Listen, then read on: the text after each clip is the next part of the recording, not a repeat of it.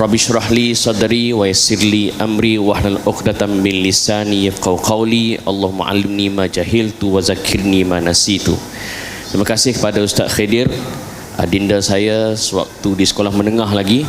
Segala rahsia dia dalam poket saya, tuan-tuan. Dan segala rahsia saya dalam poket dia. Yang saya hormati Sahibul Samahah Mufti Perlis, para penganjur Perkampungan Sunnah kali yang ke-8, saya rasa cukup bersyukur kerana dari pagi tadi cukup penuh masjid ini. Tak cukup dengan masjid, melimpah di luar sana. Dan melihat sesi react tadi dengan soalan-soalan dari rakyat Singapura, dari Indonesia, menggambarkan Perkampungan Sunnah kita ini bukan hanya program Malaysia tetapi program Nusantara. Masya Allah. Dan tema kita kali ini ialah membantras khurafat dan mencegah syirik. Tuan-tuan, membantras syirik dan membantras amalan khurafat. Dan pada pagi tadi kita telah belajar dari Dr. Zakir Naik tentang asal usul amalan syirik, diikuti dengan kita belajar tentang apakah istighasah dan juga tawasul. Kita belajar juga tentang kayu ukur amalan khurafat, seterusnya amalan syirik di Nusantara. Dan saya cukup tertarik dengan kuliah maghrib daripada Sahibul Samahah Dr. Muhammad Asri tadi, bagaimana beliau memetik pesanan dan ingatan almarhum Dr. Yusuf Al-Qaradawi yang pernah menerima anugerah tokoh Ma'al Hijrah di bumi Malaysia. Malam ini kita akan pergi lebih mendalam bagaimana amalan khurafat ini memandulkan minda. Boleh tahan, tuan-tuan? Saya teringat dalam salah satu kuliah Jumaat almarhum Tok Guru Ni Aziz, dia cerita dia pernah di-ban sebelum jadi menteri besar. Dia pernah di-ban daripada mengajar di Masjid Muhammadi hanya kerana dia mengajar kitab fiqh sunnah.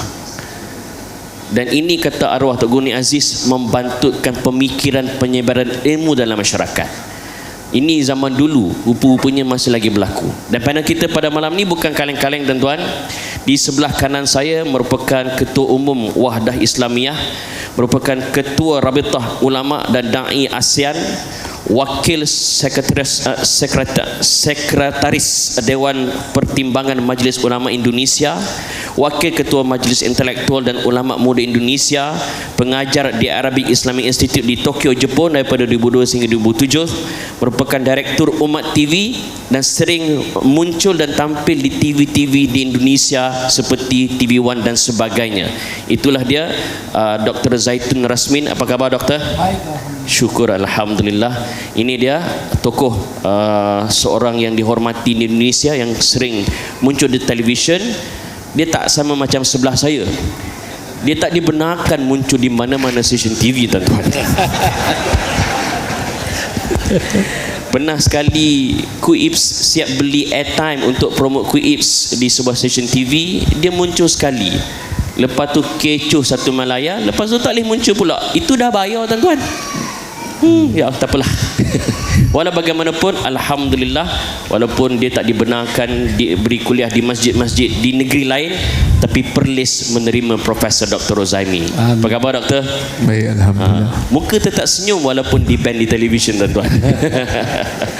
Harap-harap statement saya tak menyebabkan dengan aku pun kena ban, tuan-tuan. Apa-apa pun, perjuangan tetap diteruskan.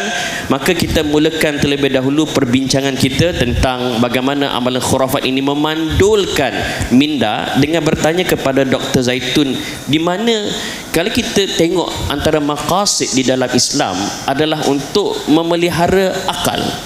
Persoalan saya, Doktor, bagaimana modus operandi ataupun cara khurafat sebenarnya ini dia memandulkan akal, pemikiran, sebaran ilmu sebagai mukaddimah. Ya. Doktor, fadal. Syukran, barakallahu fikum.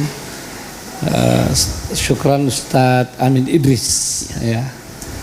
Assalamualaikum warahmatullahi wabarakatuh. Waalaikumsalam warahmatullahi. Alhamdulillahi wahdah, wassalatu wassalamu ala man la nabiyya ba'da, wa ala alihi wa sahbihi wa mawala, wa la hawla wa la quwwata illa billah. Sebelum saya masuk pada soalan yang disampaikan, saya pertama-tama setelah bersyukur pada Allah SWT, saya mau menyampaikan rasa terima kasih pada semua penganjur Perkampungan Sunnah. Tentu ala ra'sihim Samahatul Mufti, dan tentu dengan perkenan juga Raja Perlis ya, dan pemangku Raja Perlis dan seluruh pemerintahan di Perlis serta masyarakat, dan secara khusus para hadirin hadirat, para jamaah yang begitu semangat ya untuk mengikuti perkampungan sunnah ini, bapak-bapak dan ibu-ibu ya, atau tuan-tuan dan puan-puan yang kelihatan wajahnya berseri-seri walaupun mungkin ada utang ya. Dalam tuh dokter. Berseri-seri dalam majlis yang memang dimuliakan oleh Allah Subhanahu wa taala. Semoga kita semua termasuk orang-orang yang disebut majtama'a qaumun fi baitin min buyutillah. Amin. Ya, dalam majlis yang saya tak mau baca semua hadisnya panjang, mungkin semua juga sudah tahu. Semoga kita masuk golongan itu, orang-orang yang dirahmati Allah SWT, yang diturunkan sakinah kepada mereka, yang disebut-sebut oleh para malaikat ya, yang ada di sisi Allah Subhanahu wa taala. Dan secara khusus saya ingin menyampaikan selamat boleh di sini di Malaysia, selamat ya. Boleh. Selamat buat bapak dan ibu yang hadir di perkampungan sunnah.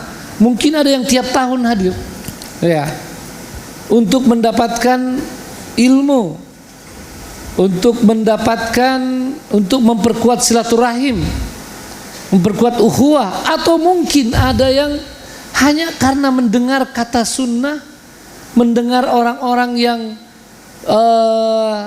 senang untuk menghidupkan sunnah Nabi, berkumpul setiap tahun, dia mau datang.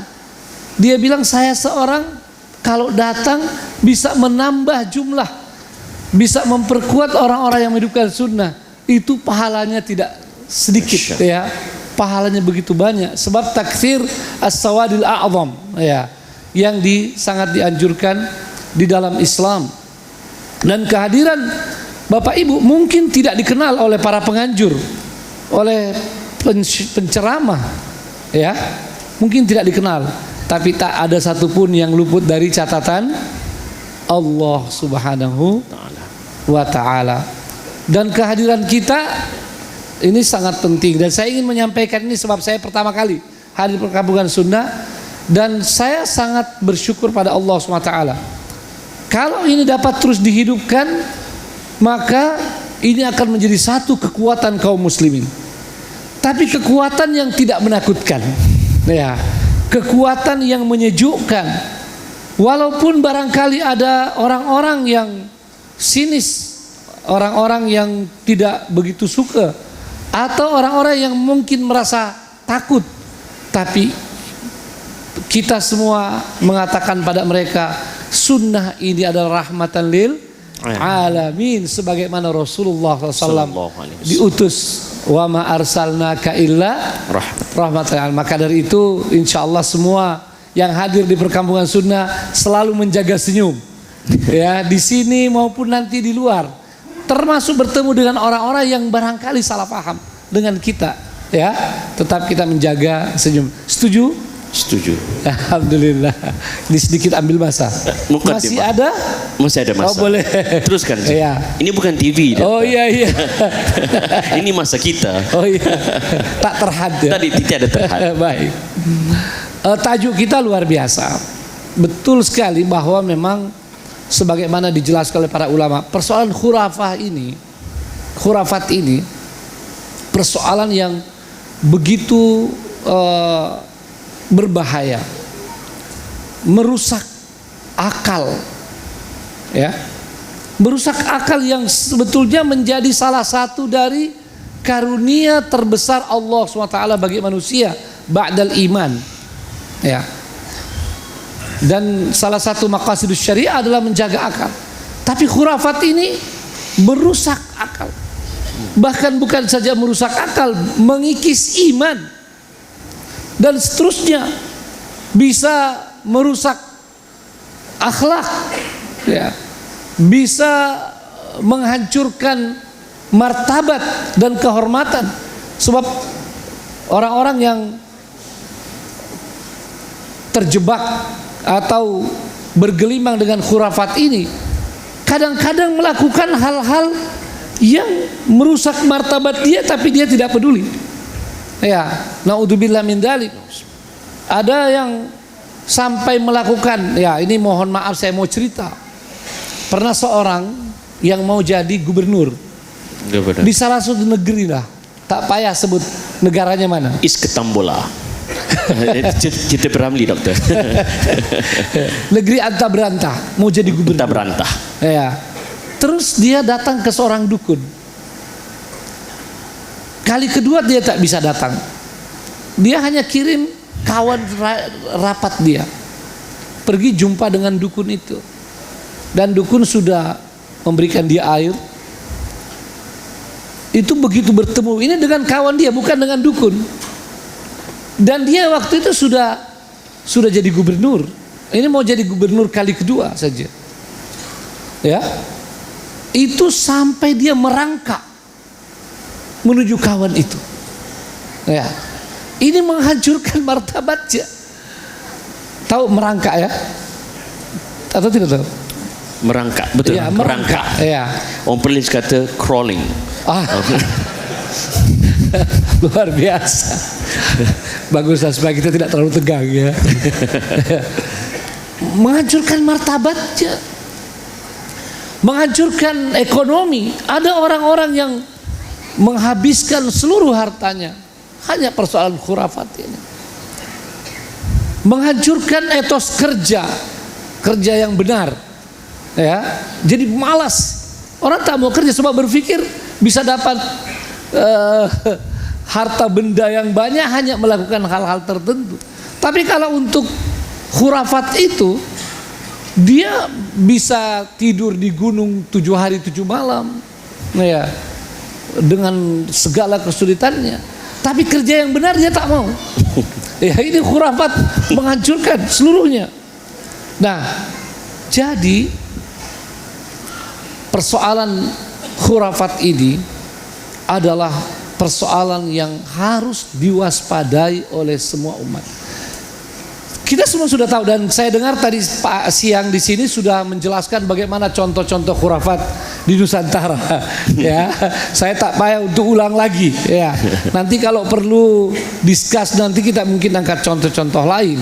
Ya, tapi yang kadang-kadang kita heran itu adalah orang-orang yang sebetulnya secara lahiriah sudah menunjukkan mereka itu rajin ke masjid, ya, menjaga puasa, sholatnya, ya, tapi masih terjebak pada khurafat. Nah, ini dari mana datangnya? Seperti soalan yang disampaikan, supaya saya tidak terlalu panjang, ya. Khurafat ini pada asalnya dia adalah bahagian dari syubhat. Ya. Sebab ada dua hal yang bisa menghancurkan manusia yang mulia, yang Allah SWT muliakan secara umum maupun secara khusus. Kita dimuliakan, walaqad karramna bani Adam. Itu jelas, surah Al-Isra ayat 70. Kemudian secara khusus kita secara fisikal dimuliakan. Laqad khalaqnal insana fi ahsani taqwim, surah At-Tin ayat 4, surat 95. Ini bisa hancur karena dua hal. Ya. Dari atas jatuh ke bawah. Tsumma radadnahu asfala safil. Kenapa? Karena dua hal. Satu karena syahwat, nafsu, ya. Nafsu pada dunia, harta, tahta, wanita, dan sum'ah, macam-macam. Ya, tentu kalau wanita laki-laki, ya. Tapi yang satu tidak kalah bahayanya adalah syubhat. Sayang sekali di dunia Islam banyak kaum muslimin itu hanya tahu dan mungkin juga takut pada syahwat. Lupa ada penyakit yang namanya syubhat.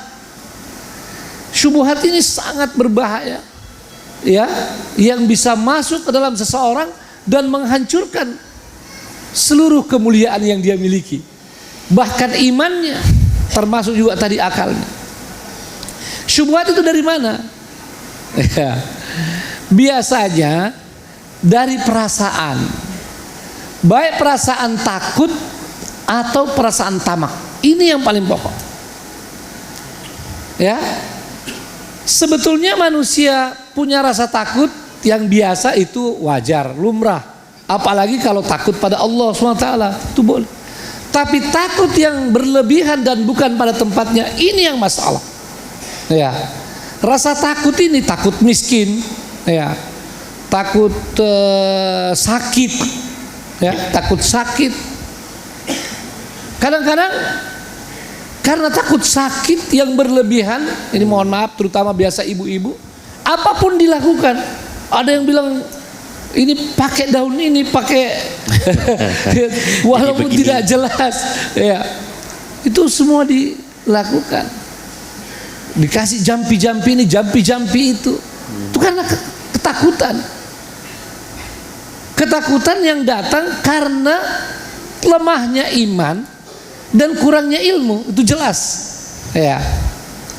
Lemah iman, lemah tawakal. Maka kita sebetulnya ini dalam kehidupan sehari-hari harus terbiasa. Kalau ada yang sakit, jangan pertama-tama ingat dokter. Pertama ingat Allah Subhanahu wa taala, ya. Sebab tidak ada penyakit kecuali ada obatnya dari Allah Subhanahu wa taala. Wa idza maridtu fahuwa yashfin. Hanya Allah yang menyembuhkan. Itu yang pertama. Lalu kemudian langkah kedua adalah berdoa, sebab Allah, kita berdoa pada Allah SWT. Baru langkah ketiga, coba apa yang diajarkan. Ambil air misalnya yang disunnahkan, ya. Boleh ruqyah, baca Al-Fatihah. Nah ini kita akan jelaskan nanti. Wah Ustadz jangan-jangan ini dekat-dekat khurafat juga nih. Tiup-tiup air, oh ini lain. Ini ruqyah syariah 30 juzuk. Ya. Tapi setelah itu, disinilah kita diberi ilmu oleh Allah SWT. Boleh khawatir tentang sakit kita, sakit anak kita. Setelah itu kita upaya tadi ada ingat Allah, doa, lalu kemudian coba dengan ruqyah syariah, lalu kita pergi dokter. Ya. Cukup sampai di situ. Setelah itu tawakal. Jangan ini sudah dibawa dokter Ustaz tapi tak sembuh.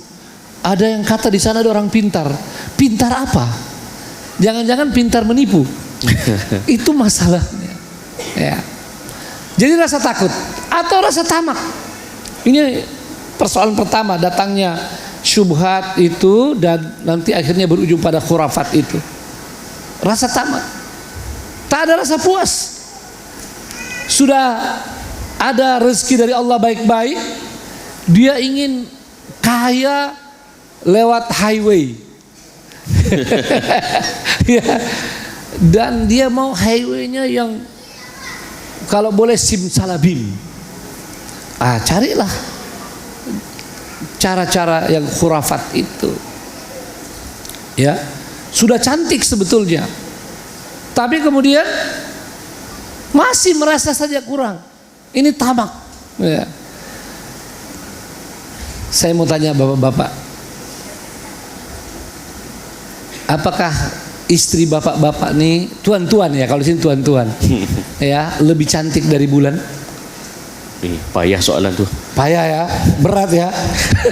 Jangan tak berani nak jawab. Tak berani jawab, sebab dia dalam hati dia sepertinya istrinya sudah tak cantik lagi. Mungkin ada macam. Ayo, siapa anak muda yang berani jawab? Apa istrinya lebih cantik dari bulan? Ini soalan pernah diberikan oleh seorang badui kepada Imam Malik. Ya. Dan dia pening sebab dia udah terlanjur bilang sama istrinya, anti talik, kalau anti tidak lebih cantik dari bulan. Terus tanya Imam Malik, ini macam mana Imam? Saya sudah bilang. Imam Malik pikir tak ada orang lebih cantik dari bulan. Sedih dia. Kalau begitu istrinya sudah ditalak. Aduh. Ya, laki-laki macam tuh. Ya, kadang-kadang mudah. Kalau kamu tak mau masih banyak perempuan lain. Tapi kalau cerai pening juga dia. Tapi Imam Syafi'i rahimahullah yang saat itu ada di majelis dari jauh, sebab hormat sama guru, tak datang. Cuma tunggu. Begitu Arab Baduinya keluar, Imam Syafi'i datang pada Arab Badui itu, tanya, tadi apa soalannya, apa jawabannya? Disampaikan oleh Imam Malik. Kata Imam Syafi'i, saya punya pendapat lain. Oh, siapa kamu? Ya, saya murid Imam Malik saja. Apa jawabannya? Istri kamu lebih cantik dari bulan. Orang ini bukan gembira, marah. Dari mana kamu tengok istri saya? Oh, saya tak pernah tengok istri tuan. Tapi ayat yang tadi kita baca, laqad khalaqnal insana fi ahsani taqwim. Pasti istri tuan lebih cantik. Berani pulang ke Imam Malik? Oke. Pergi ke Imam Malik. Ini ada anak muda bilang pendapat imam tadi salah nih. Namanya Arab Badui, langsung tidak ada basa-basi. Apa dalilmu Syafi'i? Syafi'i jawab dengan itu. Mungkin kalau kita ya gurunya, ini Syafi'i bikin malu guru ini. Ya. Imam Malik tak macam itu. Imam Malik bilang benarlah Syafi'i. Ya. Subhanallah. Ini mohon maaf sedikit panjang karena majelis ini. Yang kedua adalah pikiran liar. Khurafat itu datang dari pikiran liar. Ya. Ada syubhat itu. Walaupun ini nanti lebih banyak bukan kepada ahlu khurafat dalam makna yang biasa, tapi khurafat dalam makna lain, orang-orang yang sekuler, ya, sekuler liberal, karena pikiran liar.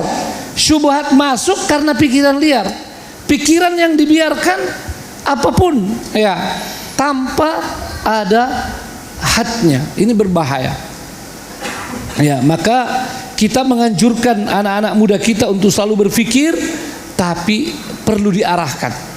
Jangan dia memikirkan hal-hal yang nanti kemudian membawa kepada sekularisme dan liberalisme. Yang ketiga, syubhat ini datang dari mimpi. Ya. Jadi ini yang membawa itu. Jadi syubhat, jadi khurafat. Mimpi. Ya. Semua mimpi dipercaya. Ya, bahkan ada pernah di negeri anta beranta seorang menteri hanya karena mimpi di satu tempat ada harta karun. Ya. Terus dia pergi gali itu, menteri. Ya. Itu masalah. Nah, khurafat ini orang gara-gara mimpi lalu dia buat. Ya. Padahal mimpi itu betullah secara umum dia adalah bunga mimpi, kata bunga tidur kata orang, mainan tidur. Tetapi itu bisa dari iblis. Ya, bisa dari iblis. Bahkan hadis yang mengatakan orang mimpi melihat ketemu Nabi SAW itu bukan berarti semuanya betul. Ya, memang iblis tidak bisa menyerupakan dengan rupa Nabi SAW. Tapi orang yang mimpi itu belum tentu dia lihat Nabi. Ya, itu maksudnya. Nah, ini semua tentang khurafat itu, dan inilah yang merusakkan akal. Kenapa? Karena dengan khurafat ini akal yang Allah beri ini tidak lagi berfungsi. Bahkan pengetahuan yang sudah ada, dan biasanya memang sedikit saja pengetahuannya, itu juga tidak berfungsi. Yang sangat disayangkan atau yang sangat parah adalah ketika orang sudah punya ilmu masih tidak menggunakan akalnya, ya, sehingga terjebak pada khurafat itu. Nah, mungkin setakat ini dulu. Baik. Ya, supaya jangan terlalu panjang ya, kita bahas ya. Dari sanalah sebetulnya khurafat itu, walaupun dari sisi bahasa ya, khurafat itu ada beberapa sumbernya. Ya, satu, khurafat itu adalah akal yang rusak. Ya, khurafat itu adalah pembicaraan yang mengandungi kebohongan. Ya, bahkan kalau bahasa Arab itu al-mustamlah bil kadhib, ada rasa-rasa bohongnya. Itu awalnya khurafat.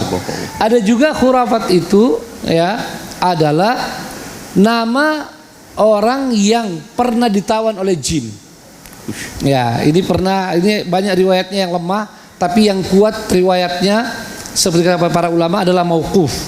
Ya, Nabi SAW pernah berbicara dengan istri-istrinya, lalu kemudian mereka bilang ini hadis khurafah karena sudah terkenal mereka bila hal-hal yang tak bisa dibenarkan mereka bilang ini hadis khurafah. Ya, khurafah itu kata Nabi SAW ada seorang, kalau di hadisnya sahih, ya kalau dia mauquf dari sahabat, khurafah itulah seorang di zaman jahiliyah ditawan oleh jin, lalu kemudian dia dilepaskan.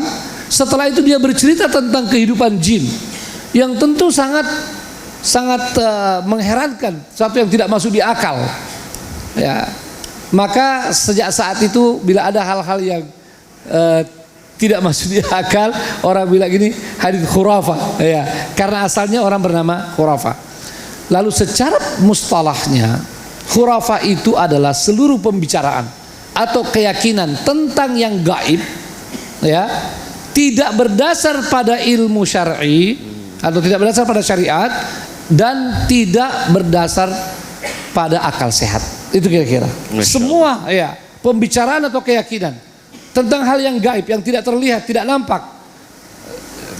lalu tidak ada dasarnya dari syar'i, ya, atau tidak sesuai dengan akal sehat, al-aqlus salim, maka itu adalah khurafah.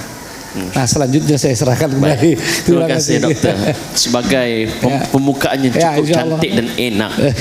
Apabila membicarakan soal khurafat ini adalah kita berbicara soal gaib tanpa berlandaskan syariat ataupun berlandaskan fikiran yang tidak sihat. Ya, akal yang tidak sehat. Ya. Dan juga saya suka bila doktor menyebut antara puncanya kerana takut satu dan juga tamak. Takut sakit, takut hilang followers, takut hilang kuasa. Itu saya tambah. Betul. Betul okay. Sekali. Alhamdulillah. Jadi okey Oh, ya. Okay.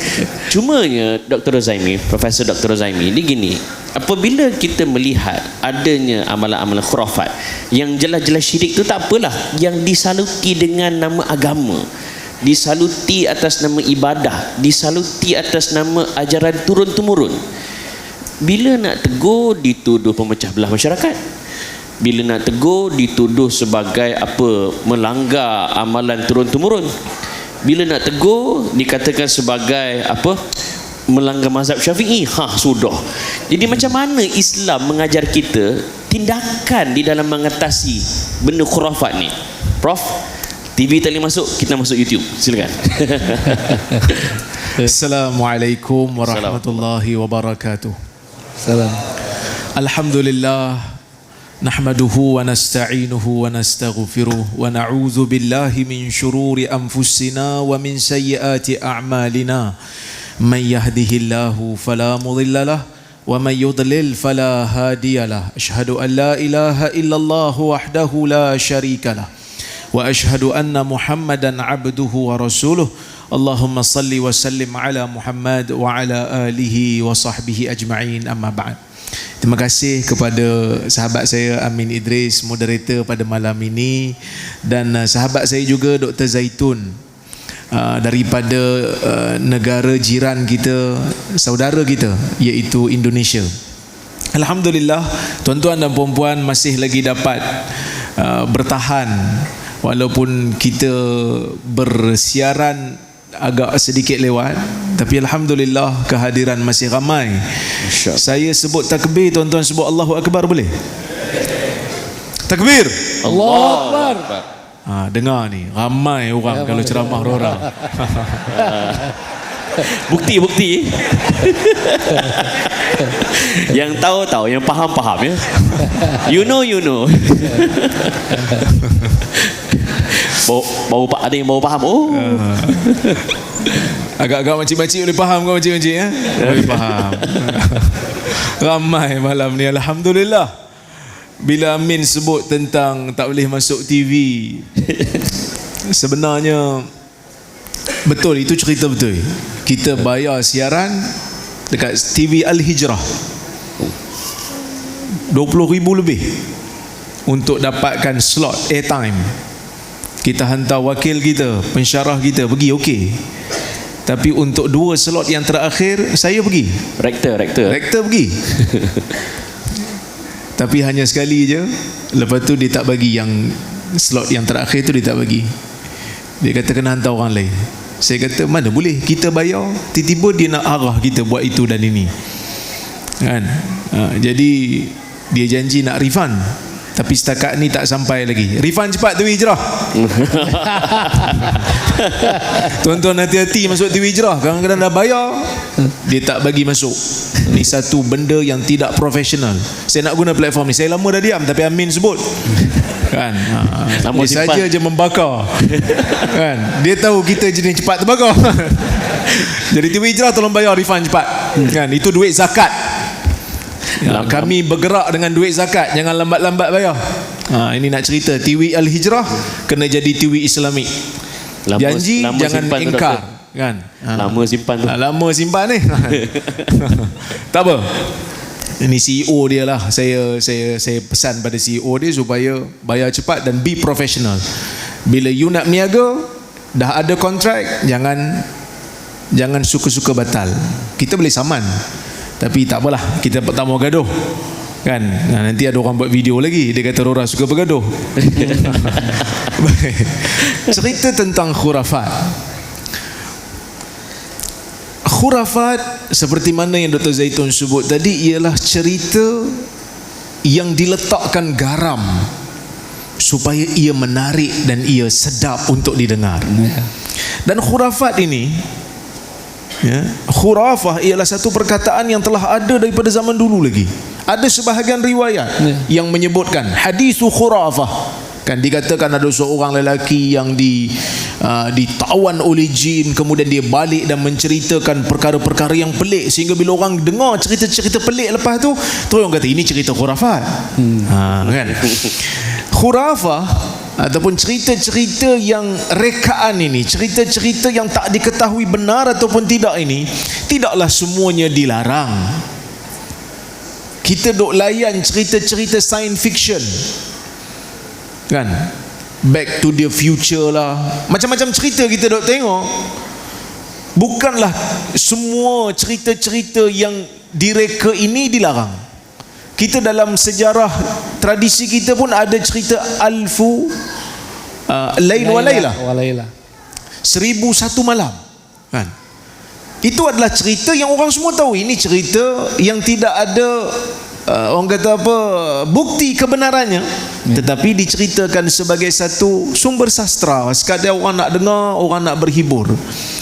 Tetapi bila khurafah ini membentuk satu kepercayaan, membentuk satu akidah, menyebabkan orang kata ini sebahagian daripada tuntutan agama, maka disitulah datangnya perbincangan yang hangat, yang panjang. Kerana sebahagian daripada khurafah boleh membawa kepada syirik, boleh membawa kepada bid'ah, boleh membawa kepada kepercayaan karut. Maka sebab itu Islam dia memberikan beberapa perkara ataupun dia letakkan beberapa panduan kepada orang Islam supaya dapat membebaskan dirinya daripada khurafah yang membahayakan agamanya. Tapi kalau tak membahayakan agama, tak ada masalah. Sebab itu para ulama meletakkan kaedah dalam bab nak berinteraksi dengan Israiliyat. Israiliyat ni cerita orang-orang ahli kitab yang datang daripada golongan yang masuk Islam, yang asalnya mereka ini ahli kitab.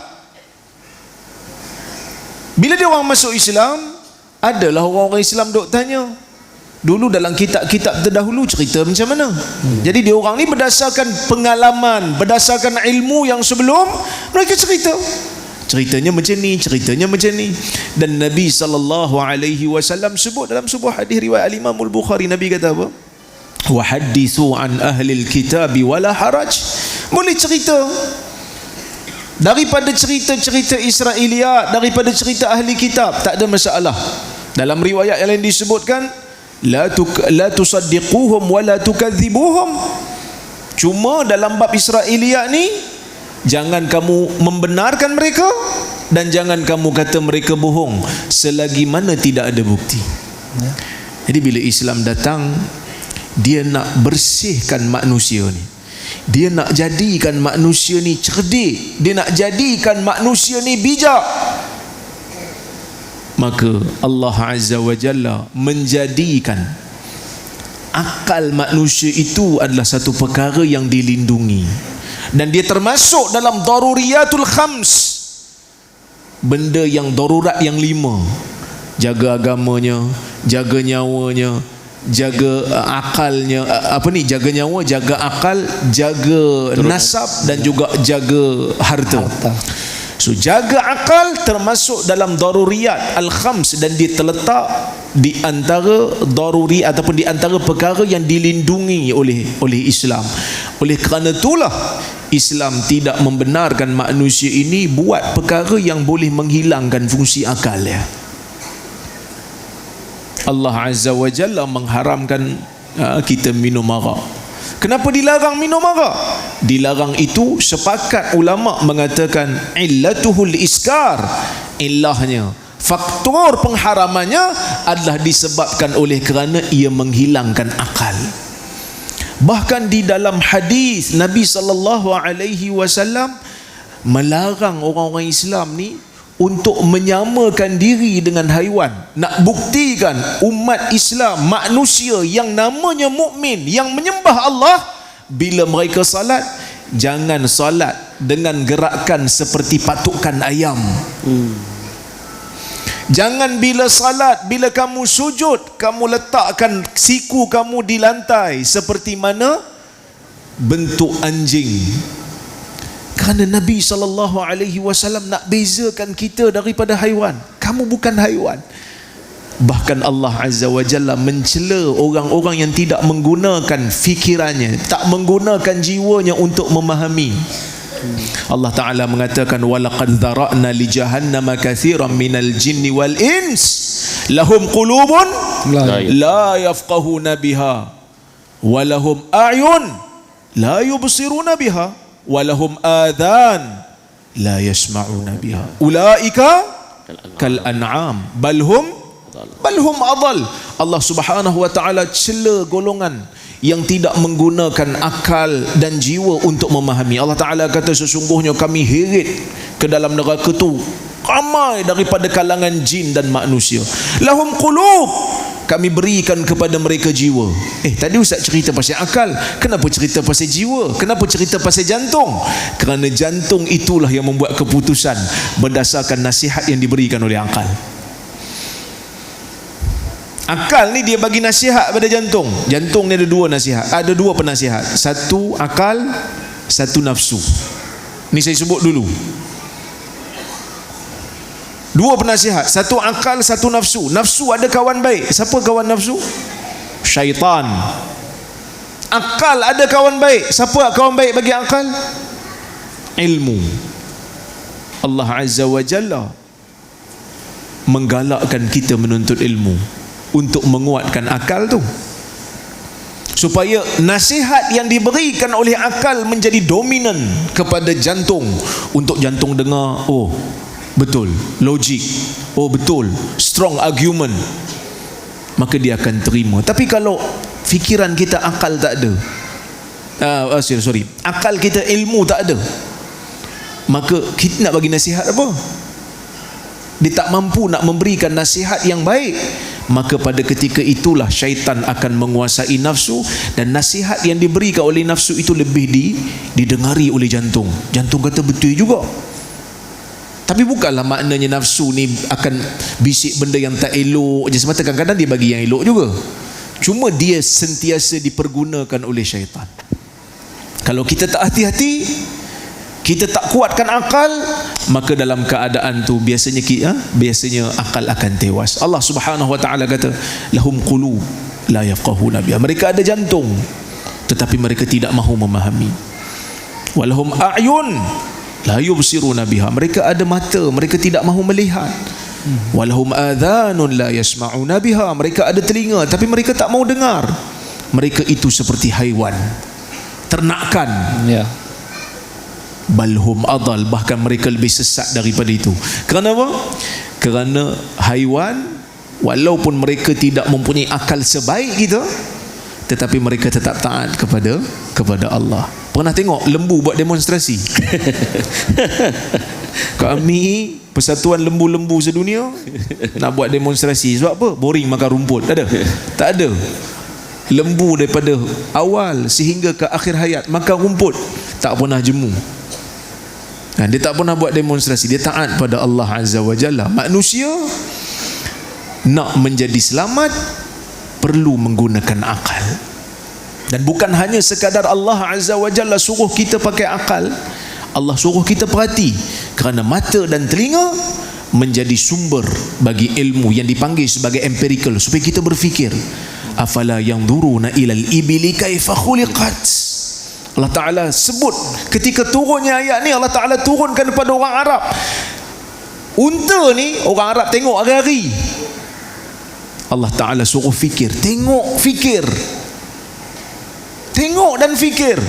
Rupanya betul lah, banyak sebenarnya kebesaran yang Allah Ta'ala tunjukkan pada penciptaan unta. Nak jadikan orang Islam ni suka berfikir, suka berfikir, suka berfikir.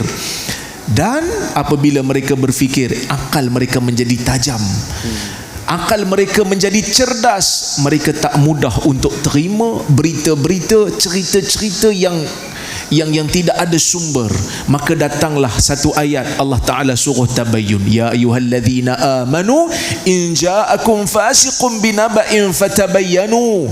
Wahai orang-orang yang beriman, bila seorang fasik datang membawa berita, membawa cerita, hendaklah kamu semak. Datang satu tuntutan untuk semak berita, untuk semak cerita. Walaupun ramai di kalangan ulama kata ini sumber untuk cek status hadis, tetapi ayat ni umum, dia bukan hanya untuk hadis, dia untuk semua cerita. Dalam riwayat sirah, Nabi SAW pernah bertanya kepada seorang Yahudi. Ketika mana Nabi SAW menguasai Khaybar, Nabi tawan satu orang Yahudi.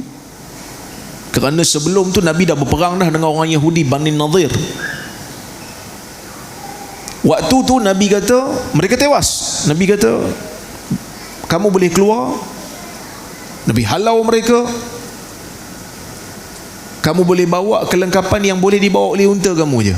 Tapi semua harta-harta yang lain yang berbentuk dinar dan dirham tinggal sebagai harta rampasan perang, kerana mereka telah tewas dalam peperangan. Tapi orang Yahudi ni, ada seorang tu, dia ambil satu bekas, dia ambil harta Huyai bin Akhtab, dia bawa lari pergi ke Khaybar. Jadi bila Nabi SAW sampai dekat Khaybar dan Nabi berjaya buka kota Khaybar, Nabi SAW panggil orang ni, mari sini. Dia ditawan. Nabi tanya, mana harta Huyai bin Akhtab yang kamu bawa lari? Mana harta tu? Maka dia kata apa? Anfaqathu al-hurub wan nafaqat. Adhabathu al-hurub wan nafaqat. Dia kata harta tu dah habis dah. Sebab apa? Kami guna untuk belanja perang, kami guna untuk belanja-belanja harian, habislah. Apa Nabi SAW sebut? Al-ahdu qarib wal malu kathir. Nabi kata tak mungkin cerita ni betul, tak mungkin ia logik. Sebab apa? Sebab harta tu banyak, tempoh nak habiskan harta tu pendek. Tak mungkin harta tu habis dalam masa yang pendek. Maka akhirnya betul, memang wujud. Nabi SAW ajar kita, bila sampai berita, bila sampai cerita, semak. Tadi Dr. Zaitun sebut tentang apa? Tentang bulan. Cantik ke tidak bulan kan? Kita tengok bulan, cantik tak bulan? Bulan cantik kan? Itu kalau tengok daripada jauh. Betul tak? Kalau tengok dekat-dekat, ambil teleskop, tengok dekat-dekat, bulan tak cantik, bulan berlopak. Kan? Muka Amin lagi licin daripada bulan. Dia buat contoh.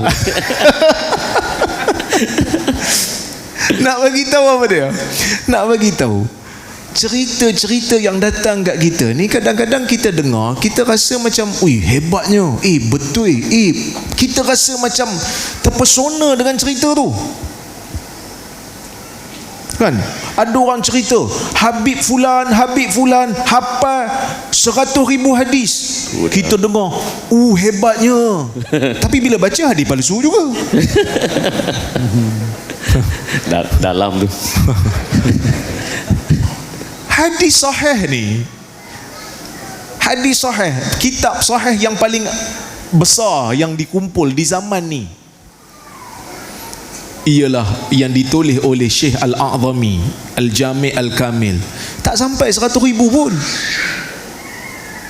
Jadi kita pun kena tanya, 100,000 yang hang cerita kata Habib hang hafal 100,000 ni hadis mana? Ke dia hafal hadis palsu sekali? Jadi kena semak lah.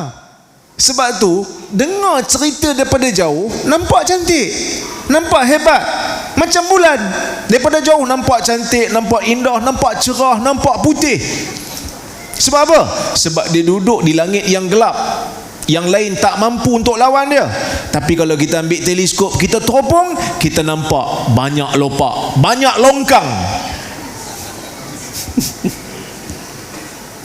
Betul tak? Kena semak berita, kena semak cerita. Cerita seorang-seorang atas pentah, wali ni tuan-tuan, kencing dekat batu jadi emas. Pakcik-pakcik dengar, Masya Allah, kenapa Habib tak jadi Habib jual? Kalau dah kencing dekat batu jadi emas, patut Habib boleh jadi Habib jual. Tapi tak jadi juga. Guna akal kita, guna fikiran kita yang waras untuk semak dan kaji. Itulah yang disuruh oleh agama. Dan Islam bukan hanya sekadar suruh kita guna akal, bukan hanya sekadar suruh kita semak berita. Islam jelaskan betul-betul kepercayaan karut yang ada di zaman jahiliyah yang diteruskan di zaman Nabi SAW. Islam bagi tahu benda ni khurafah, benda ni tak benar, benda ni tidak memberikan apa-apa faedah pada kamu. Sebab itu Nabi SAW larang kita pergi tanya dekat bomoh, pergi tanya kat tukang tilik, tak boleh. Man atakahinan aw arrafan fasaddaqahu bima yaqul faqad kafara bima unzila ala Muhammad atau kama qala. Nabi SAW mengatakan, siapa yang pergi tanya tukang tilik, pergi tanya tok bomoh yang dakwa dia tahu benda gaib, lalu dia benarkan, betul lah tok bomoh, betul tok bomoh cakap, saya yakin dan percaya, dia telah kufur dengan apa yang telah diturunkan oleh Nabi Muhammad sallallahu alaihi wasallam. Sebab tak ada siapa yang tahu benda gaib melainkan hanyalah Allah. Kita tahu benda gaib bila Allah Azza wa Jalla beritahu kat kita. Kalau Allah tak beritahu dalam Quran, Nabi tak beritahu dalam sunnah, kita pun tak tahu. Tapi ustaz, saya bukan nak percaya, saya pergi tanya aja. Nabi SAW kata apa? Man ata'arrafan aw kahina fasa'alahu lam tuqbal lahu salah 40 yauma. Siapa yang pergi je tak percaya pun, dia pergi tanya, tak diterima solatnya 40 hari. Nak maksud apa? Nak maksud dalam masalah ni Islam clear, dia jelas. Dia kata jangan pergi, jangan buka pintu, jangan buka pintu untuk kamu percaya benda khurafat yang boleh membahayakan pegangan agama kamu. Bahaya benda ni. Itu yang pertama. Kemudian yang kedua, Islam menjelaskan tentang bahaya ataupun tidak bergunanya kepercayaan tatayur, percaya kepada sial. Ini dulu saya sebut juga. Nabi SAW sebut dalam sebuah hadis, la adwa wala tiyarah. Tidak ada penyakit berjangkit melainkan dengan izin Allah, dan tidak ada kepercayaan sial. Tiyarah, kepercayaan orang Arab zaman dulu. Bila nak pergi musafir, mereka akan tengok burung. Burung terbang belah kanan, petanda baik. Burung terbang belah kiri, petanda buruk. Tak ada burung, pergi cari burung. Cari sarang burung, goncang, tengok burung terbang belah mana. Maka Nabi SAW batalkan kepercayaan ni. Dan benda ni masih ada dalam kepercayaan orang-orang kita. Dan benda ni kena dibuang kerana benda ni khurafah dan boleh membahayakan kerana menyebabkan kita bergantung pada perkara tu. kepercayaan yang tidak ada dalil. Orang hafal Quran tak boleh lalu bawah penyedai kain, nanti lupa. Kita pun pelik. Orang tanya, betul ke ustaz? Saya nak cari dalam hadis pun tak tahu penyedai dalam bahasa Arab apa dia.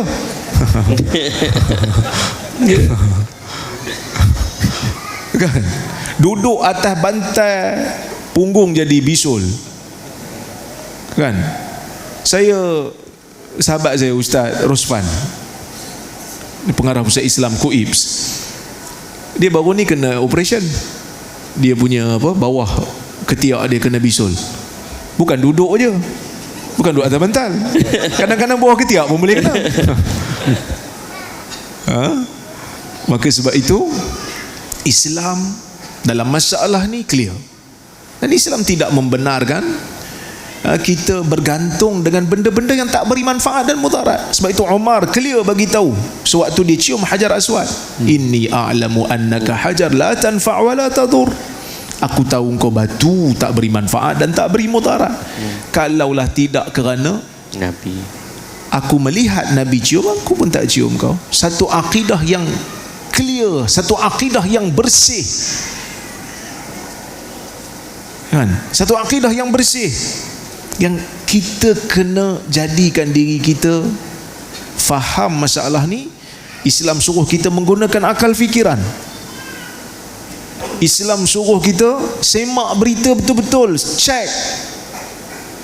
Bukan hanya hadis kena semak, berita pun kena semak. Dan yang ketiga, Islam tidak membenarkan kita ikut benda-benda yang khurafah, yang tidak ada dalil dalam banyak hadis Nabi SAW. So ini 3 benda. Kalau kita boleh pegang yang ni, insya-Allah kita akan selamat. Masalah kita sekarang ni, banyak manusia tak mau fikir, pajakkan otak pada ustaz dia, sedangkan ustaz dia pun kadang-kadang SPM pun tak lepas. Sorry to say, ini benda betul. Orang belajar elok-elok, ada kelulusan tertinggi dekat universiti, kita pelekehkan seolah-olah tak ada nilai. Tapi orang yang tak diketahui di mana dia belajar, di mana dia mengaji, kita angkat seolah-olah macam dia tu ulama. Kalau betul ulama, saya bukan nak kata sijil tu, tapi seolah-olah setidak-tidaknya sijil tu membuktikanlah disiplin dia belajar. At least dia ada tesis, dia ada jurnal, dia ada buku dia menulis. bolehlah cakap Arab sikit. Bolehlah cakap Arab sikit-sikit.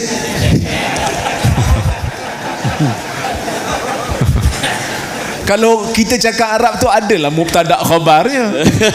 Mubtada' khabar. Kan? Tapi kita nak bawa manusia ke arah mana ni? Dalam bab perubatan, kita nak jumpa doktor pakar. Betul tak? Doktor pakar yang ada master dalam bidang dia. Tak nak pergi jumpa doktor-doktor tepi jalan yang tak ada sijil ni. Yang penting kita dalam masalah ni, saya dapat ilmu laduni, saya nak bedah tuan. Kita pun sorry saya nak pergi yang pakar punya. Tapi dalam bab agama, seolah-olah kita hilang pertimbangan. Asal bawa cerita gaib tanpa bukti, kita terima. Siapa yang lawan? Yang ni yang bermasalah. Yang lawan ni kena sekat. Walaupun dah bayar siaran tu, tak boleh masuk. Dia pusing balik. Aku pusing balik. Tu menunjukkan nak habis dah tu. Maka tak apalah. Kadang-kadang kita rasa macam kita terima sedikit tekanan, tapi ni agama suruh. Ni agama suruh.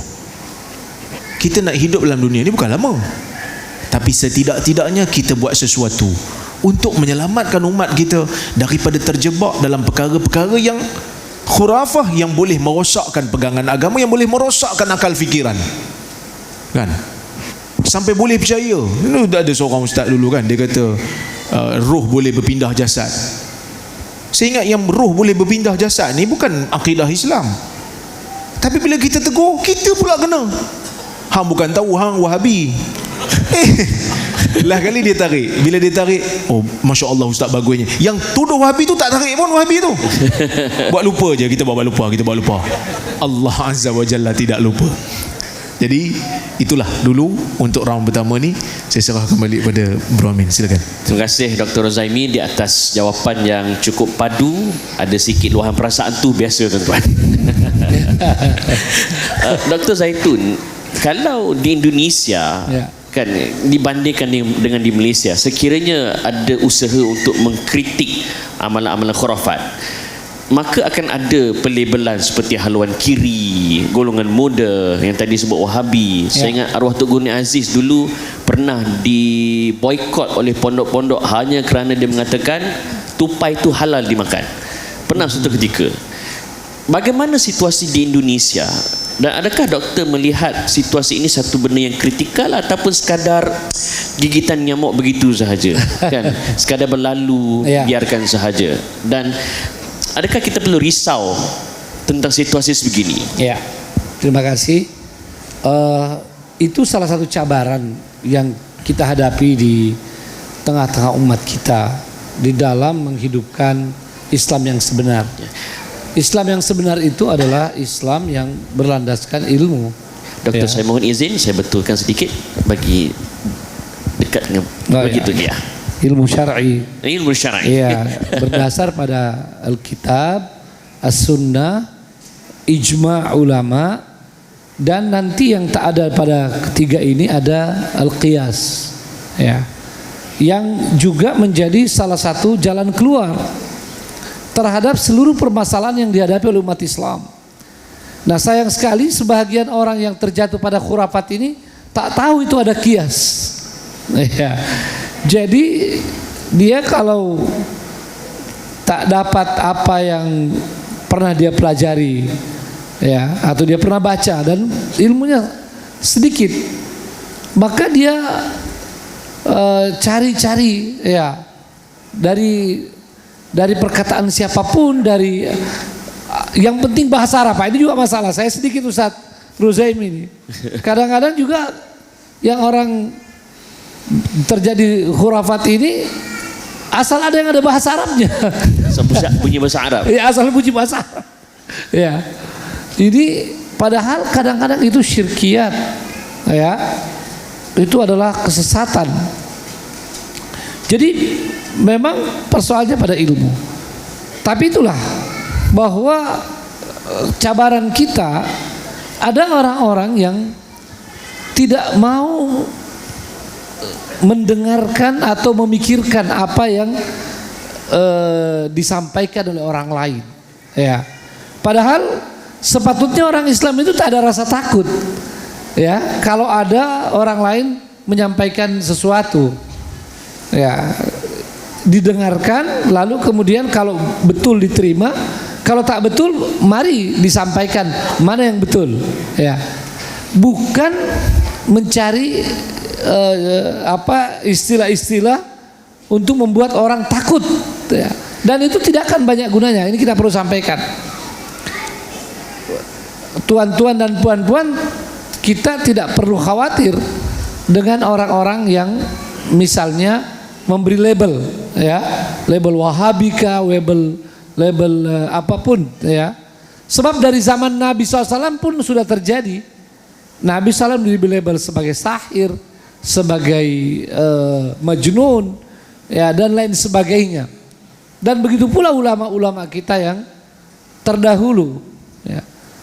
Nah, tapi tantangan kita sampai setakat ini, insya Allah belumlah terlalu parah, ya. Belum ini parah. Saya tak tahu di mana-mana semua tempat, tapi kita masih boleh untuk berlapang dada, bersabar. Sebab memang yang namanya orang sunnah, orang yang mau hidupkan sunnah, ilmu Islam dan menggunakan akal sehat. Kalau di Indonesia sekarang ramai orang pakai istilah akal sehat, ya. Memang kita juga harus lebih sabar, ya. Kita harus lebih santun. Sebab akal sehat yang menuntun kita tak marah sama mereka. Malah kita kasihan. Hada mablaghuhum minal ilm. Ilmu dia cuma setakat itu, ya. Dan orang yang punya ilmu harus lebih sayang pada yang tidak berilmu. perkataan para ulama kita yang sangat populer adalah kita orang-orang yang cinta sunnah itu sepatutnya sebagai a'lamu bil khaliq wa arhamu bil khalqi, paling faham tentang, ya, paling tahu tentang Allah Subhanahu wa taala al khaliq dan syariatnya, ya, insyaallah, sebab kita ikut sunnah, ikut Quran, jadi ada ilmu.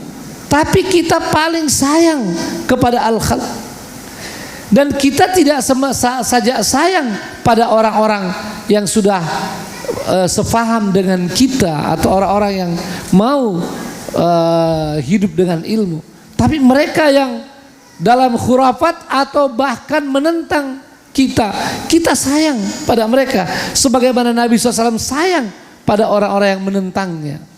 Nah, ini saya mau sampaikan. Jadi cerita tentang pelebelan, tentang tantangan, tidak boleh masuk TV, ya, itu sudah biasa. Di negeri seberang pun juga, ya. Saya kadang juga macam tuh. Saya ada terlihat kisah pertemuan Dr. Zaitun dengan Ustaz Abdul Samad. Betul. Boleh kongsi dengan kami di sini apa penghasilan pertemuan itu? Betul ini. Jadi sesungguhnya kita di dalam dunia Islam yang sekarang ini mengalami begitu banyak persoalan, ya. Umat Islam hari ini secara faktual, reality, belum bisa menunjukkan sebagai khairah ummah. Walaupun secara konsep kita tak akan pernah berubah, kita khairah ummah, tak ada yang bisa mengalahkan konsep kita. Tapi di realitasnya tidak. Ini persoalannya karena begitu banyak kelemahan kita. Ada kelemahan iman, ada kelemahan ilmu, dan ada kelemahan ukhuwah, persaudaraan, serta kelemahan persatuan. Kita harus berusaha untuk memperbaiki seluruh kelemahan ini. Kelemahan iman dengan dakwah, ya, kelemahan iman dengan terus-menerus mengajar, tarbiyah, kita mesti lakukan. Kelemahan ilmu seperti tadi itu, kita mesti bagaimana mengajarkan cara berpikir yang benar, bagaimana logika yang benar. Dan Nabi SAW tidak saja mengajarkan kita ilmu langsung dari Quran, ya, dari sunnah, tapi juga mengajarkan ilmu atau logika yang benar. Itu peristiwanya ketika Nabi SAW melihat sahabat mengawinkan kurma. Ya, ini lagi apa nih? Tuan-tuan, kira-kira macam tuh, ya. Ini lagi mengawinkan kurma, ya Rasulullah. Dalam pengetahuan Nabi SAW yang tidak pernah mengetahui itu, Nabi bilang, apa pula kurma dikawinkan? Jadi Nabi hanya bertanya, mengapa harus dikawinkan kurma? Nah, para sahabat tadi mengira bahwa ini perbuatan tak patut. Maka mereka tinggalkan.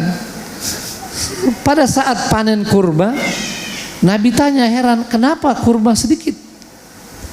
Kata mereka, karena Nabi melarang kita, tak menganjurkan untuk mengawinkan kurma. Lalu keluarlah sabda Nabi SAW, antum a'lamu bi umuri dunyakum, kama qala alaihi wassalam. Jadi ini mengajarkan kepada kita sesuatu yang logis. Nah, ini penting sekali, ya. Jadi logika ini sangat penting di dalam melawan khurafat. Saya sudah menuliskan, ya, bagaimana bisa memberantas khurafat ini. Jadi dengan ilmu dan dengan akal sehat, dengan logika. Logika ini yang diajar sejak awal kita belajar 2 tambah 2 4 misalnya. Itu salah satu contoh saja. Ini mesti diperkuat. Ya, 2 tambah 2 itu 4. Itu satu pelajaran logika. Jangan seperti seorang mau jadi menteri, ditanya 2 tambah 2, kawan dia bilang 4. Terus waktu dia ditanya 2 tambah 2, terserah bapak, kaulah yang jadi menteri, katanya. Inilah, jadi ada yang lebih parah juga dari khurafat tadi, syahwat itu. Logika kadang kita buang karena tamak tadi. Ya, jadi dan ini banyak yang menjadi kesyirikan. Tadi Profesor Ruzaimi sudah banyak membahas. Yang paling kita khawatirkan itu sebetulnya, adalah hal-hal yang khurafat yang merusak ya akal dan agama kita, yang masuk pada kesyirikan, yang percaya pada benda-benda tertentu. Ada yang bilang ini guru saya luar biasa, dia sholat Jumat di sini ya, dia sholat Jumat di sini dan juga sholat Jumat di Mekah dalam waktu yang sama. Ya. Katanya kenapa? Karena dia seperti Nabi Khidir. Ini salahnya sudah bertingkat-tingkat. Ya. Mana mungkin gurunya di sini terus bisa sholat Jumat juga di Mekah? Itu salah yang pertama. Ya, itu anak kecil pun tahu itu tak benar, tak betul itu. Yang kedua, dari mana dia tahu Nabi Khidir punya ilmu macam itu? Tapi orang-orang tidak menggunakan akalnya. Padahal sejak kecil sudah diajar bagaimana yang namanya hal yang logis, dan dalam penjelasan para ulama, al-aqlus salim, akal yang sehat, yang logik itu tidak akan pernah bertentangan dengan an-nassus sahih. Ya. Jadi kita pertama menghilangkan, memberantas ini dengan ilmu, lalu yang kedua dengan akal yang sehat. Saya mau jawab dulu pertanyaannya. Ya. Jadi kita mesti betulkan bagaimana masalah ukhuwah kita juga. Jadi ilmu, logika sekarang, kekuatan ukhuwah. Saya membicarakan ini dengan para ulama, bukan pendapat saya pribadi. Dengan para ulama di mana-mana dunia Islam, ya, di Timur Tengah, di Indonesia, di Malaysia, bahwa kelemahan ini tidak boleh kita tunggu sampai kita semua sudah satu paham, ya, misalnya tentang sunnah. Karena dari zaman dahulu kala kaum muslimin boleh bersatu, berukhuwah walaupun ada perbedaan, ya.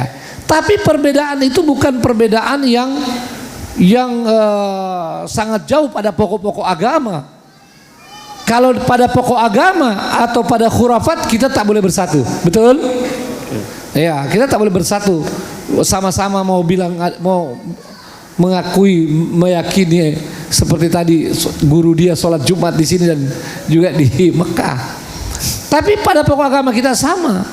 Kita harus berusaha untuk bersatu. Itulah saya jumpa dengan Ustaz Abdul Somad. Tentu ada perbezaan ya dalam hal-hal tertentu. Tetapi banyak persamaan pada pokok-pokok agama. Dalam masalah Quran kita sama, sebab kita tidak seperti orang Syiah yang ada Quran selain 30 juz itu. Dan masalah sunnah jelas bagaimana kita sunnah beda dengan Syiah, beda dengan Ahmadiyah. Dalam masalah sholat sama, ya. Dalam masalah puasa, zakat dan sebagainya. Maka saya bertemu dengan Ustaz Abdul Somad, ya, hafizahullah, bahwa kita bisa bekerja sama, ya. Bukan berarti kita misalnya membenarkan apa yang kita pandang keliru, tidak. Saya bisa berbicara tentang masalah akidah, masalah sunnah yang mungkin sangat berbeda dengan Ustaz Abdul Somad. Sebagaimana juga beliau bisa bicara seperti itu. Itu hak kita. Mari kita ajarkan pada murid-murid kita, pada saudara kita, keluarga kita, dan kita terus berusaha agar ini yang bisa diterima oleh masyarakat. Tapi kita tak perlu saling membenci, betul?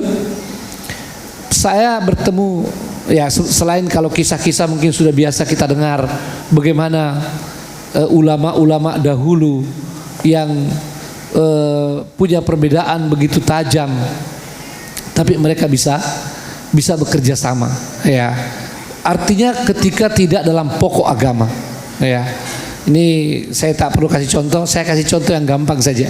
Dalam kehidupan sekarang, saya pernah punya guru, profesor, dua profesor, dua-duanya profesor akidah. Saya sama-sama jalan.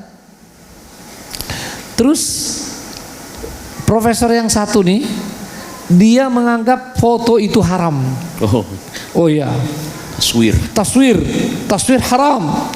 Ya, taswir haram. Bukan sekedar makruh atau tak suka, dia bilang haram taswir. Ya, sebab dia beliau memahami Itu taswir kita ini, ya itulah taswir dalam hadis la'anallah al-musawwirin. Jadi waktu kami buat acara daurah, ya kami buat foto takrir, buat laporan, tak ada orang. Ya, tak ada orang di situ. Cuma kursi, meja, board, ya, buku-buku. Terus ketika sahabat dia profesor, saya tak payah sebut namanya. Kalau saya sebut namanya di sini ramai orang kenal, ya. Tapi saya mau jaga, saya tak usah sebut nama. Tapi ini Allah jadi saksi, saya cerita, ini cerita benar. Waktu saya beri, kebetulan sahabat dia ada di samping dia. Saya kasih ini Syekh takrir kita, laporan tentang daurah. Oh Syekh itu, wah bagus. Teman dia bilang, ini apa? Saya bilang ini daurah. Daurah apa ini, kursi-kursi ini semua? Ini daurah atau bengkel? Tahu bengkel? Ya. Bengkel, workshop. Ya workshop. Yang tadi bilang haram taswir, dia mulai ketawa. Ya. Dia bilang ini tak betul, dia bilang macam ini buat. Ya, mesti ada foto. Mari foto saya di dalam situ, kata dia. Pula. Dia bilang, terus teman dia, ini yang saya paling heran, teman dia bilang, ya sawir hada, sawir. Ya fotolah dia. Ini sahabat dekat, satu bilang haram foto, satu bilang tidak ada masalah. Bayangkan sampai tingkat itu mereka bersahabat. Jadi ini persoalan yang biasa. Saya sendiri sebetulnya mencoba membuat satu kaidah, ya, bagaimana kita bisa nata'awan. Ini sebab ini ada ayat yang mewajibkan kita, wa ta'awanu 'alal birri wat taqwa wa la ta'awanu 'alal itsmi wal 'udwan. Jelas yang kita boleh kerjasama dalam birri wat taqwa, tapi bukan dalam kemaksiatan. Jadi kaidahnya mari kita bekerja sama terhadap apa-apa yang kita sudah sepakat itu birri wat taqwa. Adapun yang kita berbeza, kita saling mengingatkan. Ya, bukan semata-mata kita memahami atau ya'dzuru ba'duna, tapi mari kita saling mengingatkan dengan cara yang terbaik. Ya, kita saling mengingatkan dengan cara terbaik. Nah, itu kira-kira. Jadi berkenaan dengan cabaran, ada yang melabeli kita, ada yang melarang kita. Saya kalau di Indonesia, alhamdulillah, saya selalu mengatakan pada kawan-kawan yang sama-sama belajar sunnah, ini adalah cabaran yang harus kita hadapi. Ya, kita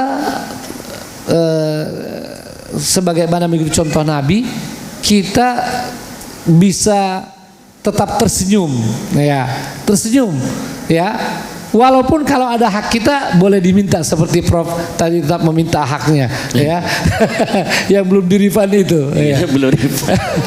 Tapi tetap saja dalam hubungan antar kaum muslimin ini kita tetap jaga.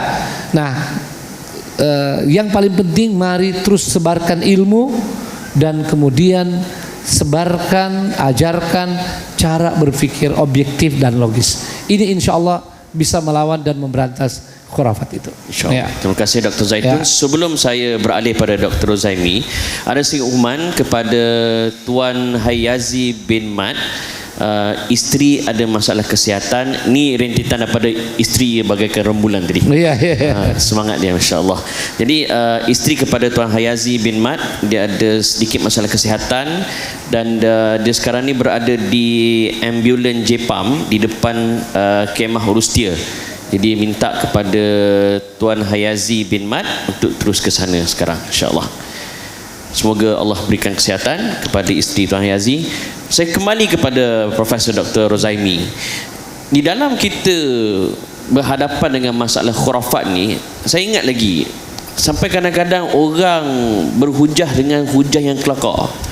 Saya ingat lagi Dr. Rozaimi pernah kena pesan kat orang jangan pakai spek. Kan? Tak payah cakap pakai mic. Sebab apa? Bidah. Kan? Saya tengok kita, kalaulah bukan kerana Nabi larang kita maki, aku maki. Kan? Sebab kita tak tahan dengan kebodohan, tuan-tuan. Tetapi kan, macam mana kita nak move forward di dalam keadaan begini, berhadapan dengan hujah-hujah yang kata bodoh marah pula, tapi kejahilan. Doktor.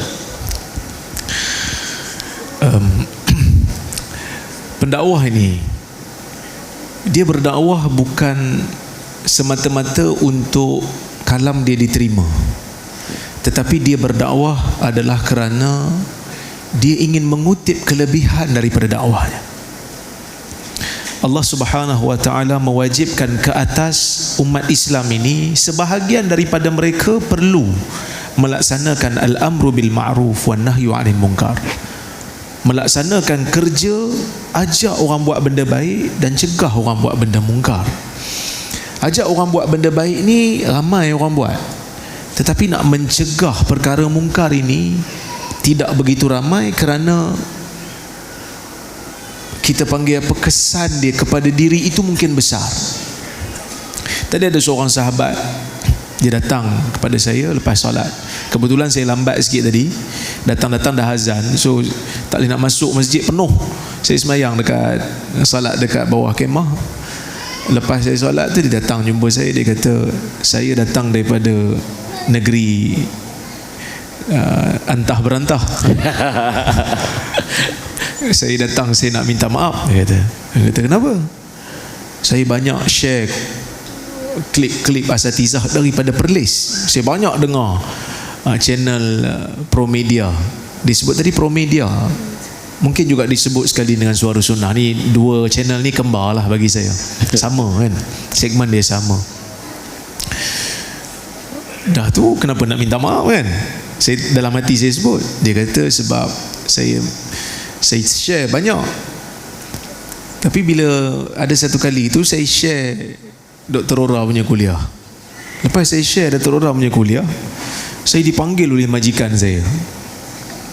Majikan saya pun kata kat saya, tak boleh ni, negeri ni tak boleh terima dan sekian-sekian. Kena tahu ni, kita tak boleh terima sekian-sekian. Jadi saya masa tu saya tak boleh nak bela, saya tak boleh nak pertahan. Saya terpaksa diam sebab saya orang bawah. Dia kata, ni baru tadi, dia mungkin ada kat sini kan. Kau yang tunduk tu dia lah tu. Jadi dia kata saya nak minta maaf. Saya kata kat dia, saya kata, pasal apa nak minta maaf lah? Sebab dia tak boleh nak pertahan saya. Saya kata, saya tak perlu dipertahankan. Kita orang biasa ni tak perlu dipertahankan, melainkan kalau perkara yang boleh mengganggu kehidupan kita. Kan orang tuduh kita sampai kita kena hukum, dan kita bertahan diri lah. Orang tuduh kita sampai kita terganggu mental dan fizikal, kita bertahan lah.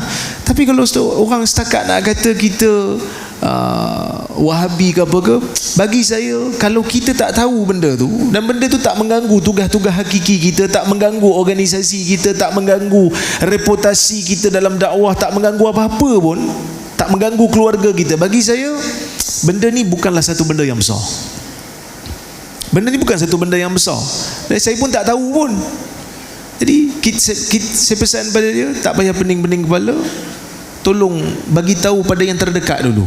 Sebab Nabi SAW pun mulakan dakwah dengan orang yang terdekat dengan dia. Wa anzir ashiratakal aqrabin. Itu di antara ayat-ayat yang awal turun kepada Nabi SAW, berikan peringatan kepada keluargamu yang terdekat. Jadi kita dalam melaksanakan tuntutan dakwah ni bukan kerana diri kita semata-mata. Kerana kalau diri kita yang kita fikir, saya ingat baik tak payah dakwah lah, kita join Coldplay lagi bagus. Lain macam tu. Tak payah tauliah pun.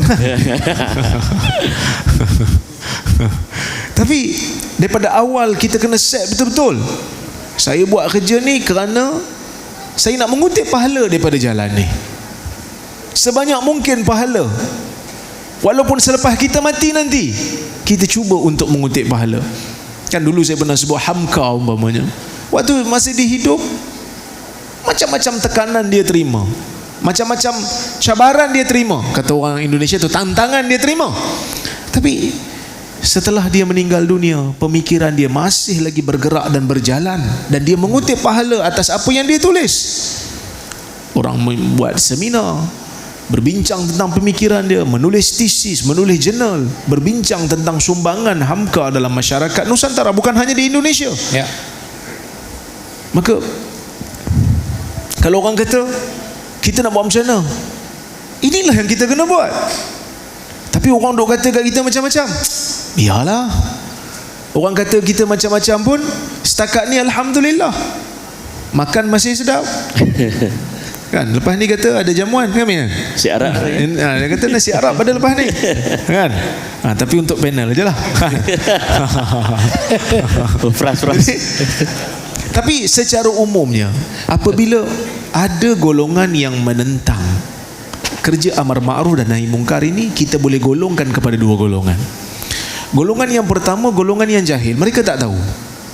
Mereka tak tahu yang apa yang mereka tentang itu, apa yang mereka lawan itu adalah satu kejahilan. Mereka tak tahu.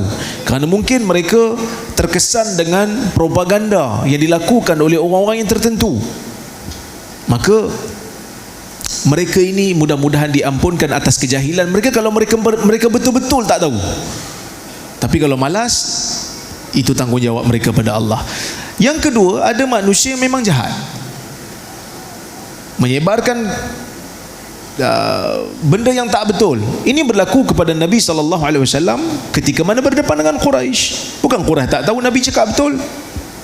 Quraisy tahu Nabi cakap betul. Quraisy tahu Muhammad ini adalah sadiq, orang yang bercakap benar.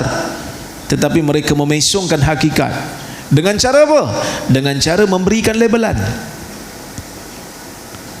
Memberikan label. Sebelum nak beri label tu, mereka pelekeh dulu. Muhammad ni sabik, Muhammad ni orang yang tak cerdik, tinggal agama nenek moyang dia. Itu yang dilakukan oleh Abu Lahab kan?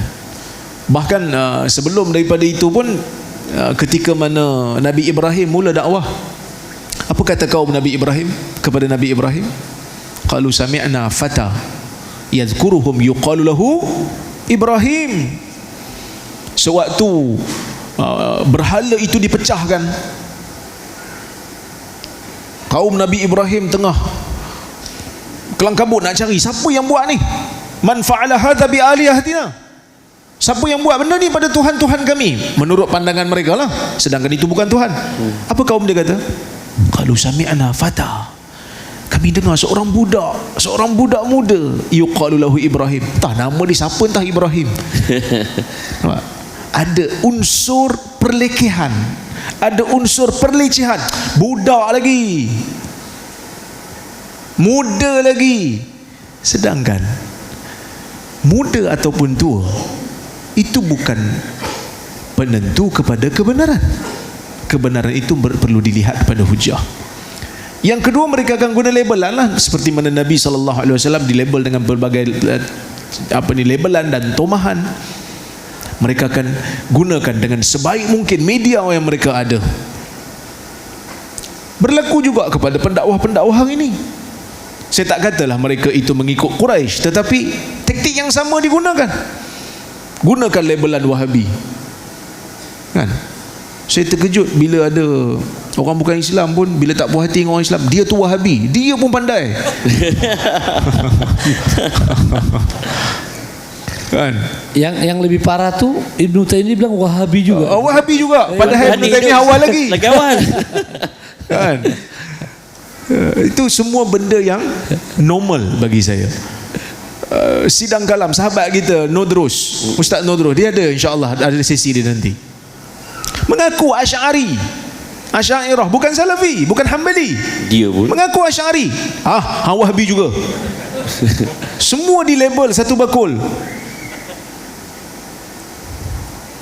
Pemandulan akal berlaku bila kita mula label orang dengan label yang tak betul tanpa berhujah.